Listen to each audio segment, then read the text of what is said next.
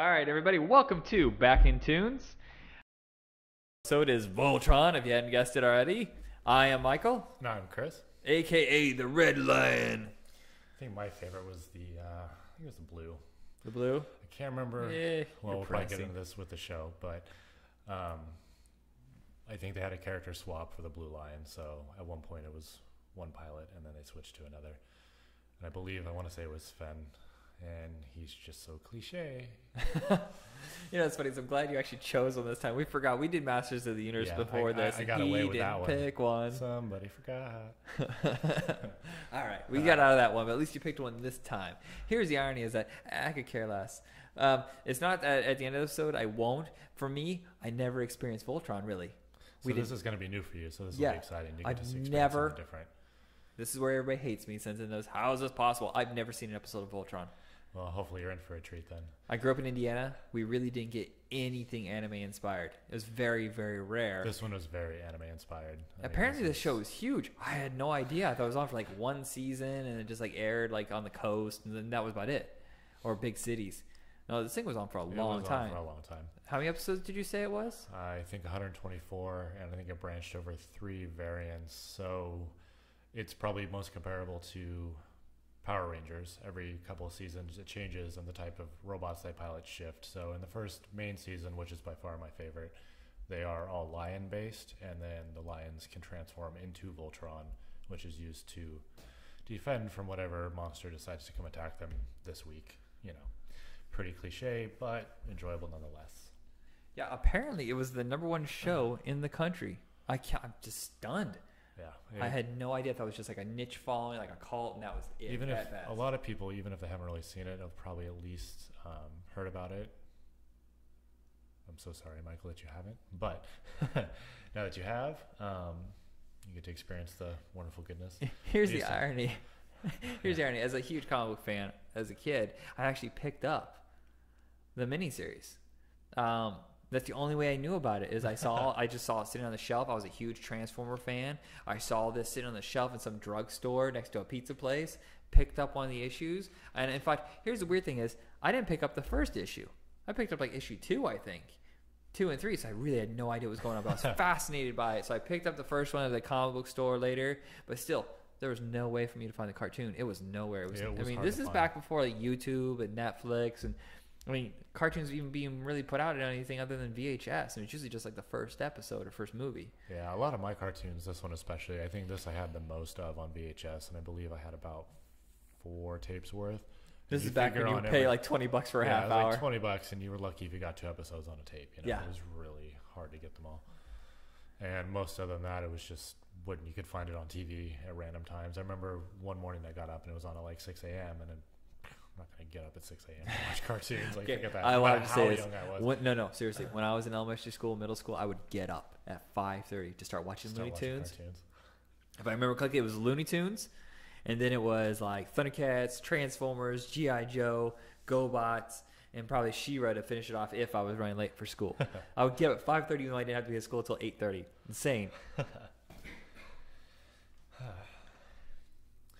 So there's obviously a toy line. The toys, I think even today, are still pretty collectible.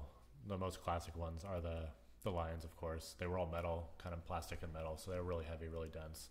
Some of the probably best transforming articulate toys I've ever seen. They actually made all 5 lions, and you could transform all 5 lions into Voltron, and he was probably a good foot and a half tall. This thing was awesome. I wish I still had mine. How expensive was it back then? $100 for the whole set? Maybe more? Probably. I never had to pay for it, so I don't know what it cost, but they were definitely expensive. And when you can still find one, most of the time, if a collector's letting one go, it's still in a box. They're probably not like ridiculous. We're not talking $20,000 or anything, but they're probably $200, $300, $400, depending on quality.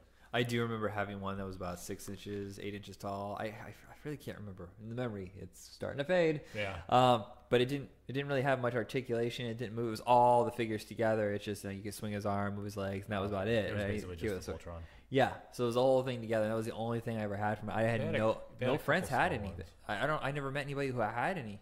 Yeah. I don't know many people that had them either. I knew I had mine, and when I got older, I met a few people that still had theirs that they collected, but they were few and far between. Probably because they were so expensive. I mean, back then, $100 toy. Yeah, it's $100 would be a lot for a toy now, and back in the 80s, like. That was a Okay. tough one. So I guess All right. before we get too far into this, we probably We're gonna start be the done talking about episode. I was gonna say before we watch it. we could talk about this while. I was like, oh yeah, we're 40 minutes in and we haven't started it yet. Oops. All right, so the first episode. Sorry for yelling in the microphone. Sorry. First episode is Space Explorers Captured. Found it on YouTube. Actually, the first 59 episodes, they're on YouTube, completely free. If you have never listened to cartoon, I'm an idiot. We're like on our 5th podcast now, and I still can't remember the name of the show. Back in Toons. Okay, it's called Back in Toons, like back in time. So basically, what we do is we just start the episode at the same time. You watch as we commentate, and that's about it. It's pretty simple. Yeah, I guess along, the have a first good time I time. forgot to tell people, hey, go find it. They're probably like, what are they talking about? I don't know which episode this is. Yeah, very first episode, Space Explorers Captured. And ready to hit play. And go. Okay. Let's see how much of this I can remember. Of course, this is Peter Cullen, the voice of Optimus Prime. One of the most familiar voices ever. No, can he still If there's a doing big it? robot in a cartoon, his voice was in it. That's Do you just think they're how- mad at all? It's like, no, you can't do 2 robots. I'm sorry, you're Optimus Prime. That's it. I don't know. I hope not. Do you think there's confused little kids listening to this going, is this a Transformers show? I don't understand. I probably never even put 2 and 2 together. For all the times I watched Transformers and this, I don't think I ever would have noticed it was the same guy. And this is back in the day when they only had like a small group of voice actors that would do like every cartoon. Like Yeah, he you'd he have does the the voice set here, cast he and does that was this. it. Like Frank Welker, Peter Cullen, a lot of these guys would just repeat. Now, I want to say, like, with the animation style in this, I think it's really beautiful. It's very 480s, very well done. I mean, you can definitely see the anime influence in it. And what did I say earlier before we started? What isn't? Toei? Yeah, isn't Was it this coming? actually an anime? Actually, I think so. From what I gathered on the Wikipedia, it looks like it's a mashup of 2 original Japanese shows kind of hacked together. So it's probably Japanese first, brought over here and restructured for an American. And that wasn't audience. an uncommon thing. I know they No, did the not at Battle of all. the Planets and some other shows. Another A show lot of I've shows never were. seen. But it's just funny how a show can be so successful and still be somewhat coherent when you're chopping up 2 different shows and mushing them together. I mean, that would just sound like a bad Ed Wood movie. It's just Yeah. nonsense. Well, I almost wonder if you took the time to go back and watch all these, you might notice that it's very incoherent. It could feel really messy. But when you're a kid, your attention span is 30 minutes long. So you watch your episode, you feel good, you watch it next week. Yeah. The mice. I love those mice. Is that a common thing in the show, mice? Yeah, so one of the characters is actually a princess. A Princess and Mouse? She's actually not a mouse. I don't know if we'll see it in this episode. These kind of started off, it's not like the classic show where you get to see the robots and everything all in a single episode. I think it kind of builds up because they have to get their lines Which is first. surprise because almost all cartoons immediately give you that, like, That fix. yeah, oh, here you go. This is what you're waiting for. We're putting it together right now, and it's done by the first episode. Yeah, exactly. From what I remember, so there should be 4 or 5 pilots. I want to say there's Lance, Sven, Hulk, Pidge, and I think there's one more. I can't remember his name. Each one pilots their own different one. And then we have the princess who lives at the castle that her father, I believe her father's dead. So she kind of takes care of everything, but it's where they keep all the lions. So the lions live in the castle underground or in different areas of the castle. And then as they summon them, they come out and fight big old monsters. So, but she has her mice that keep her company. So a lot of this kind of has like a kaiju jugger Kind feel, of, yeah. like early Pacific Rim kind of feel. Yes. It's probably more common than we realize, but I mean, especially in Japan, it's not uncommon to have giant monsters or giant robots. It's always something like that. Which I'm battling completely them. okay with. I every single day, I love it for every single day. There's not enough kaiju. Let's just hope the success of Pacific Rim and the new Godzilla change all that. Yeah, me too. I really like the It would design be nice of to this. have a reflux of monster movies. Yeah. But realistic movies. Okay, the one problem I have with Godzilla movies is the fact that it's an hour and a half long. And I've never felt like they need to be more than an hour. I just want to see the fights. I don't care about anybody's character because they're never that interesting. Oh, I'm hoping the new one will change that. Get away from the cheese.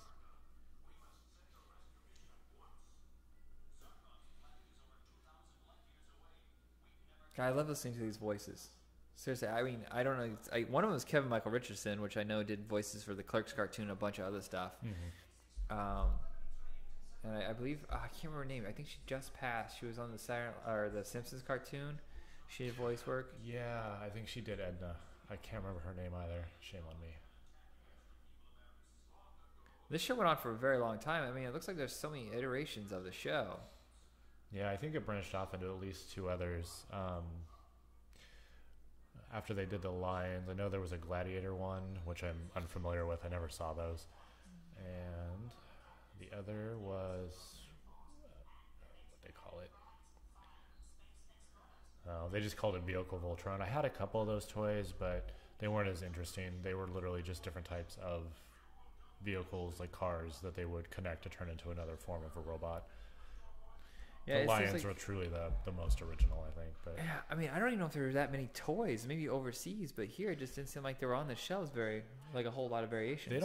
They didn't really. The big seller was the 5 Lions, and did they have villains? Transform.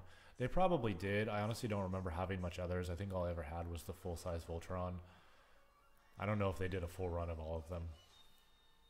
And I know, one thing I do know about Voltron is that it was somewhat influential to fellow cartoons. The GoBots and Transformers both had GoBots. Like the combination, like the Constructicons, and I mean, I remember Transformers for a while. They went crazy with the giant ones. Well, those are some of my favorites. All the ones you could combine into a larger. Yeah. The collecting of them must be cool. I never had any of them. I couldn't afford to get into that kind of thing. But is it Omega Supreme? The giant one that they had? I can't remember if that was his name. I remember the car one. There was like 5 cars that would transform into a full-size one. You could do it with the jets, the 5 key jets. They were really good. And then I remember the tractor ones. There was like 5 different tractors that would transform as well. Yeah, those are the Constructicons, right? Yeah, those must have been. What were the first ones? I thought it was Constructicons, maybe Destructicons. But I remember for a while there, it was like a pattern. They had like 4 or 5 or maybe more. And GoBots did it, but GoBots did it in a cheap way. Yeah. GoBots did it in a way that they would come with like a case. You put the GoBot in the case, and you lock the cases together. Like each one would form like an arm and leg. Like they didn't actually turn into the thing. All the cases would just interlock it. Like, oh my God, GoBots, you got it so wrong. Nobody cares. I think that's what was fascinating about those toys is the engineering that went in behind them to make them work was quite fascinating. Whose mind is it that can take that stuff apart? It's just crazy. I know, it really is. And the fact that they held true to their form, too, especially the older toys, like the lion toys in this, were very accurate. They looked like all the lions. And even when you had to transform them into the full Voltron, like, it's very, very accurate to the Voltron character. And the amount of movement it had for that era and that toy was very fascinating. It was very well done.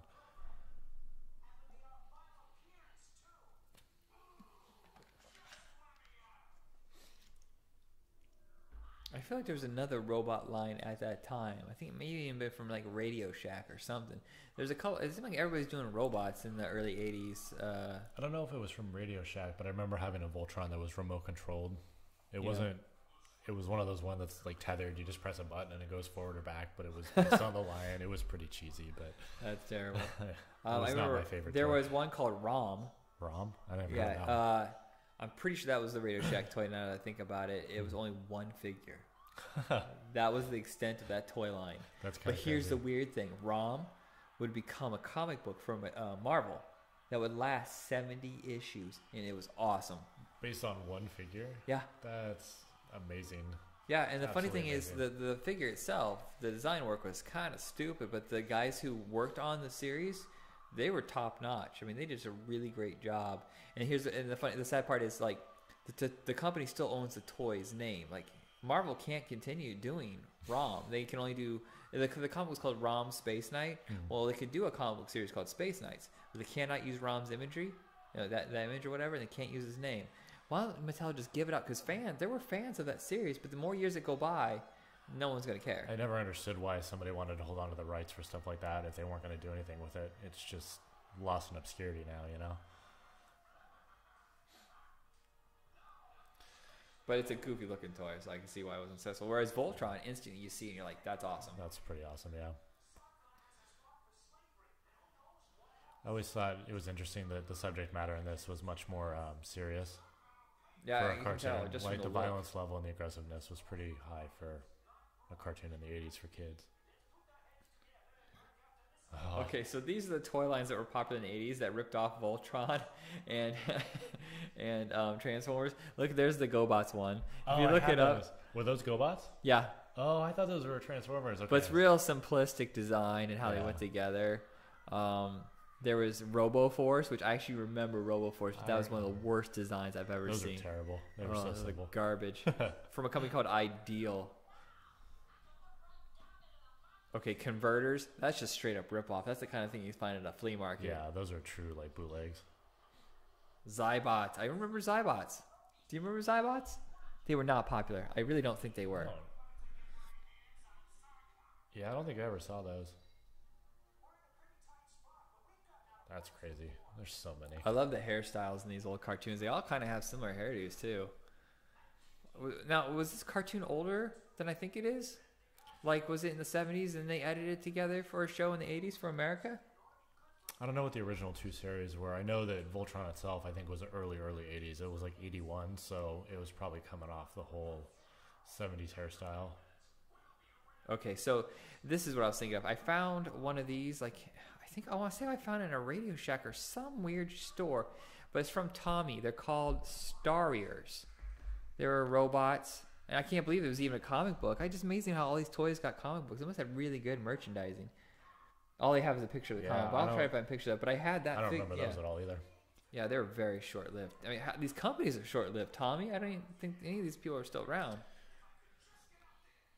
Do you remember the toy line with the dinosaurs where they put, it was like they had guns and stuff on them? Yeah.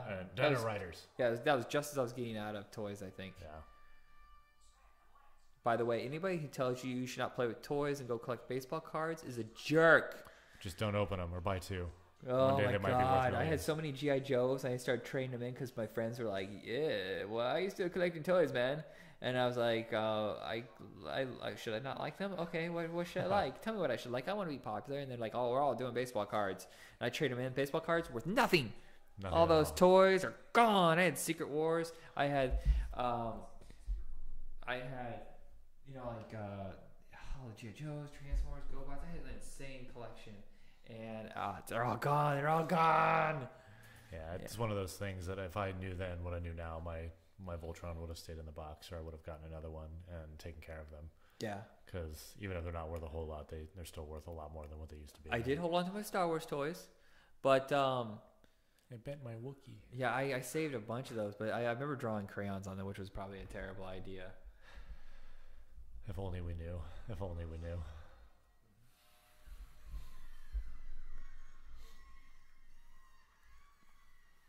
Wow, Robotron. I don't even know if that's a real thing. It's from a company called Buddy L. Buddy L. Those look like garbage. You can barely see, but I think I remember seeing those. Those are pretty generic. Oh, Paige has such a squeaky voice. Mysterians. They sound slightly familiar. Mysterians? Those are the shittiest designs. I mean, that's twice now. This is supposed to be for kids too, and I'm ruining it for everybody. There were so many spin-offs. Like, I guess I was spoiled because I got the real deals. I only remember having Voltrons and apparently some GoBots too. Yeah, Rock Lords. Okay, Rock Lords. Oh, okay. That's the GoBots movie. These are what I think they are. Okay, I like these guys. Yeah, I thought the movie was okay. I remember going to the theater and seeing. I convinced my father to take me to go see GoBots, and he didn't let that go for a very, very, very long time. But it had Margot Kidder and Telly Savalas and Roddy McDowall doing the voices. Who would have thought as a kid that a toy that transforms into a rock would have been entertaining? Do you think they had dirty Transformers? I know they had dirty Atari games.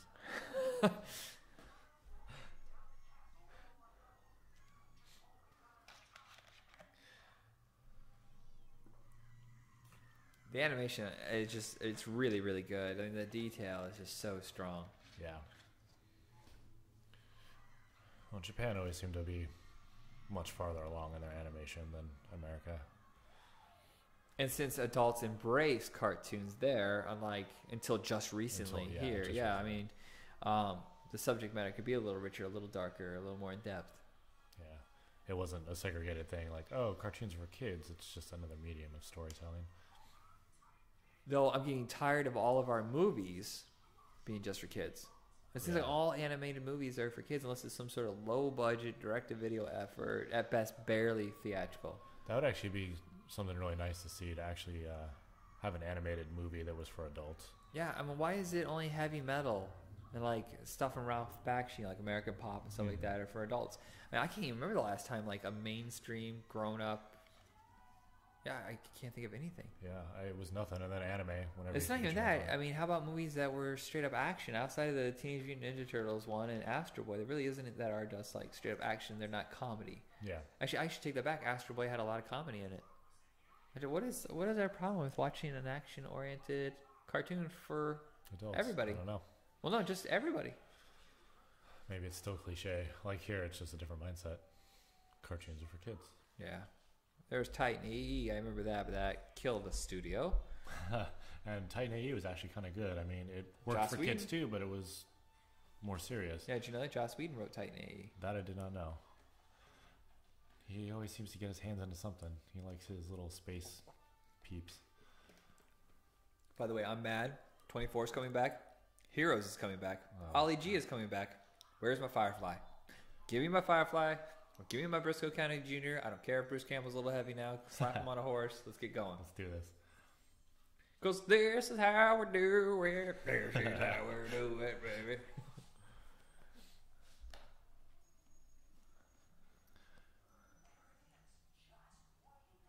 The escape pods. The episodes seem longer. Or, man, it just Well, there's a seems lot like of... There's been a few like commercial breaks. It feels like they tend to have the little... Maybe it's more common from Japan, but you have your like pseudo little break where they have to do the Voltron. I'll be right back. And Oh, I missed in and that. out, Previously on is all you get now. But I Yeah. remember like this is sponsored by or special presentation, yeah, that stuff was a like good one, too. that. Yeah, I mean, we're already almost through the episode, and they haven't even escaped yet. So, like we were saying earlier, very much instead of just jumping right in, like, here's 5 dudes with robots and they're fighting a monster, like, there's actually a story arc and a progression of them. Well, it's more Rushing to controlled, deliberate pacing.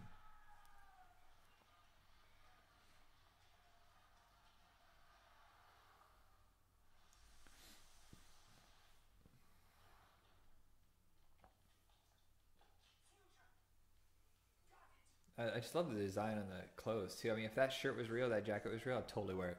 Oh, yeah. You could do it as a flashback thing, make Voltron clothes. I know Yeah. people would buy them nowadays. Do a whole line of it. That would sell. At least to the nerd crowd, which that nerd crowd's getting bigger. Yeah. Honestly, can you imagine us talking about this 10 years ago and no one caring? Maybe like a very, very small audience. But I mean, society has embraced anime. They've embraced comic books and with the whole hipster scene, too. being Everything's intelligent. popular again. I'm not. Me and hipsters don't get along. I didn't say I approved of them. I don't just appreciate anybody who ironically likes something. You like it, just like it, okay? Don't do it because you think it's like, oh, this is so hideous. This is so stupid. I gotta wear it, man. If there's any hipsters listening right now, get out of our show. Yes, please. Be sincere about stuff for once. Yeah. Irony is only good in small, short doses, not as a lifestyle. Holy crap, that's scary. Angry cat. If I had seen that as a child, like, ah! There's some pretty scary stuff in this. Like earlier, I don't know if you caught it, when I forget what they call them, but the beasts they're eating, they're just like reaching into a giant pot of boiling stuff, and there's bones and meat and stuff. Oh, and I they're just didn't notice going at that. it, yeah. And the vultures were circling, because there's dead things down below. They hinted at the death. Do you think the reason that we send so many shows overseas, is it truly just because of the fact that it's cheaper, or do you feel that they understand action better? I would hope that it's because they understand action better, but I'm sure a lot of it has to do with outsourcing and costs. Because, I mean, if you're going to take the time to make a cartoon and then outsource it to another place to bring it in. Why not just do it locally? Unless you're trying to capture a distinct style. Yeah. And if you know a company does that style well, then why not? Well, obviously, like this. I think with stuff like this, being based in Japan originally, in order to get stuff to the market, it was probably affordable enough to take the time to bring it in and just transfer it over and adjust it instead of make up your own animated show. Right. Well, Marvel was one of the few companies, I think, that started that trend of taking it overseas. And you can usually tell. And I love Marvel, but there are times when it's like, it just looks kind of cheap. It just gets a little overdone. Well, the colors are so rich in this, but I don't feel that in G.I. Joe. I don't feel that in a lot of cartoons back then. Yeah. That's what's nice. When you really look at the colors, there's a lot of effects that you'll see that are very, like even all this, like the laser blast and the lightning and everything, I think was very outstanding, especially for the time. What's funny is, as much as like American audiences are open to new things, I wonder if there's some kids who just lost their patience waiting for a show that had a different tone, a different pace, not giving that ultimate gratification like instantly. Just I need to see Voltron now. Yes, I think attention spans are shorter too, so are much different. We like sound bites and quick things. Yeah, and I was talking to somebody about this. Back then, you only had like a handful of choices, unless you're one of the fortunate souls that had cable. Not that many people had cable back then. Yeah, so you only had like 4, 5 stations. And if there's nothing on, you either dealt with what show you could find you could tolerate, or you went outside. Yeah, because Netflix was around, Hulu. You just you had a video store, but you could only go like a couple times a week at best. Yeah, like going to rent a movie was a treat. It wasn't something you did all the time. Now it's a buffet of like I can't choose anything. I'm just gonna have to pick a number, close my eyes, and pick it. You just start at the top of the list and work your way down. Okay, is that a girl or boy? It's a boy. What? But obligatory, like, nerdy, high-pitched voice. I thought that was like their Velma. Yeah, no, unfortunately not. Oh, that's embarrassing. Him and Sven have the most... Well, all cartoon characters are kind of stereotyped in a certain way to portray a type. I'm sorry. What are you saying? I'm sorry. Chuck Norris and the Karate Commandos? No. no stereotypes there. No, not at all. Not at all. No. Nope. I've never seen the show, but I'm just guaranteeing you that Chuck Norris won't tolerate that. I'm kind of surprised. We should watch that show sometimes. Just watch Chuck Norris in a cartoon, which seems so bizarre. It's so weird. Is it like a Charles Bronson cartoon? Like Death Wish and the Killer Commandos? If it's not, it should be. Granted, Death Wish kids. So here we're getting a little bit of the actual backstory of Voltron being Voltron. Well, I guess I give some sort of satisfaction to people who actually just want to see him. Yeah, I think... We're listening, folks, for the story arc. It's been too long to remember.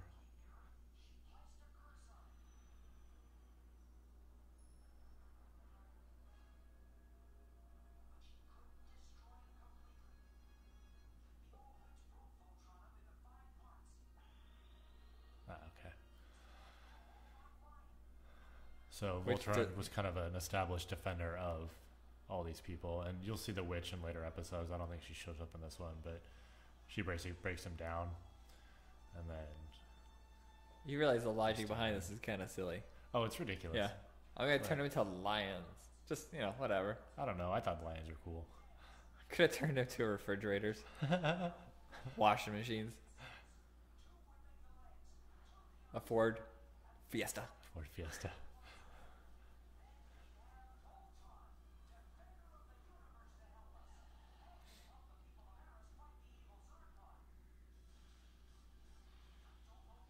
A lot of when they used the toys too to transform, they literally did exactly that. Like it was very accurate how it went together. To me, as a child, that was really important. If I saw something that didn't look anything like the cartoon had, no. Yeah. I would say with Transformers, there were some that I was like, no, that does not look like the hoist that is in the cartoon, or Ratchet. Yeah. Transformers, you had to give a lot more leeway. There was a lot of. Yeah, so intricate, yeah, so it was insanely too intricate to be able to do. I know as the toys went on, they got closer to looking like what they were supposed to look like. But I gotta say, those first couple of runs, no, Ironhide, Ratchet, nothing like that. That's the witch right there on the side. So she's the one, I believe, that cursed Voltron in the previous scene.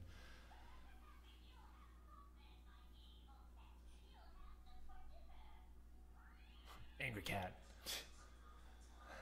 Okay, kids, you want your first drinking game? Take a shot every time you see that cat. All right, so that was the first episode. And as you can tell, it's just continuing along. And this is all the character cast. The princess was just shown, even though you haven't been introduced to her yet. I know eventually she actually pilots one of the lions. I know I said that earlier. And I think she eventually takes over for Sven. I want to say at some point during the series, Sven actually dies. Whoa. Yeah, it was pretty serious. Like, they actually kill him in one of the shows. So yeah, that was Voltron. Okay, I gotta warn you. If you watch this on YouTube, there are gonna be some commercials. You probably heard the tail end of that one. Nothing's for free. Nothing's Whatever. for free. At least we get to watch it. Without having to pay for it. We had to sit through some commercials. Whatever. We had to sit through commercials back then. Lots of really great commercials. Holy moly! Back in the day, you would that'd be almost better than the cartoon themselves. Watching the cartoons like selling other toys. We could do a short show of sound bites and old classic TV commercials. No kidding. That was good. I actually liked that. I would actually continue watching that, though I didn't really like the weirdo kid. I guess I'm just like mean. There's got to be a nerd in every group. Yeah, I know. Which is kind of classy. Is he short? He's stubby. Cliche. Yeah. All right, so we don't have a lot to talk about on this one. I think afterwards, do you have any final words? No, I think we about covered it all. If you enjoyed watching the first one, you may enjoy the rest of the series. All right, that's it for us for Back in Tunes. I'll play a little bit more of the theme song for you. You enjoy it? Catch us next time.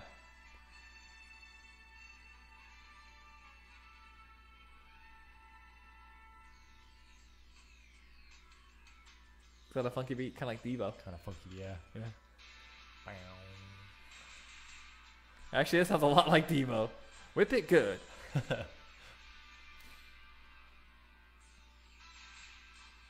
never go wrong with like 80s cartoons music. Nah, I kind of like it. Perfect.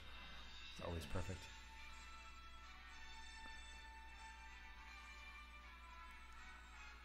It almost sounds like pirate music. Arr! Arr!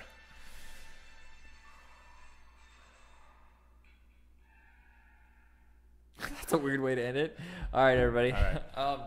So check us out at Cult Status Podcast on Twitter. Check us out on Facebook. We have our little page up. It's kind of beginning right now, so it'll get a little bit better. Our official webpage is retrorocketentertainment.weebly.com. And you can download your episodes there or at Libsyn. Most of our episodes have moved over there. A lot easier to download and stream. We're just under Retro Rocket Entertainment, or just look us up under Back in Tunes. And I think that's about it. Any final words? Yep. Support. Like us if you like it. Advice, questions, comments, any of the above. Requests. We'll take it all. Yeah, we're just looking for... We're looking for some motivation. Looking for some good feedback. Yeah, we're looking for cartoons we've never seen before. Cartoons If you've got a seen in a long golden gem time. that's buried, we want to hear about it. Because honestly, this is a lot of fun. Yeah. It's short, quick, and I mean the memories alone, and even stuff that you've never experienced before. Like, how did I miss this? I'm remembering more toys in the last 2 episodes we've done than I even thought I could. They're all coming back. Sadly, a lot of these toys I don't really think went to series. It's just like either had a comic books or maybe a mini series, like like a 6-episode run. Something small. Hey, but if it's available, we'll watch it. We'll watch it. Yeah. All right. Well, that's it for us. Have a good night.